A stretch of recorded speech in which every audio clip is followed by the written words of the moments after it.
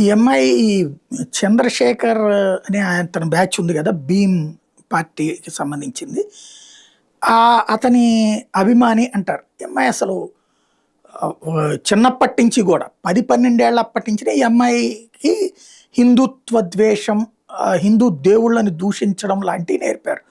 అమ్మాయి అనేక ఉద్యమాల్లో ఈవెన్ షాహీన్ బాగ్‌లో పార్టిసిపేట్ చేసింది. రైతుల ఉద్యమంలో పార్టిసిపేట్ చేసింది. ఇప్పుడు పార్టిసిపేట్ చేసింది. పచ్చి బూతులు మాట్లాడుతది. అసూగా మాట్లాడుతది. అది సంస్కారహీనమైనటువంటి పదజాలాన్ని ఉపయోగిస్తది. దూషిస్తది.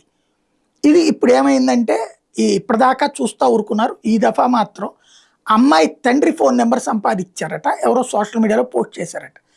ఇక ఆ అమ్మాయి తండ్రికి ఫోన్ చేసి ఎట్లాంటి బిడ్డను కన్నావు ఇదని మాట్లాడుతున్నారట. ఇప్పుడు ఆ తండ్రి ఇప్పుడు అమ్మాయిని మందలించాడట. ఇప్పుడు అమ్మాయి విక్టిమ్ కార్డ్ ప్లే చేస్తుంది. నన్ను ఇట్లాగా దూషించారు అంటూ.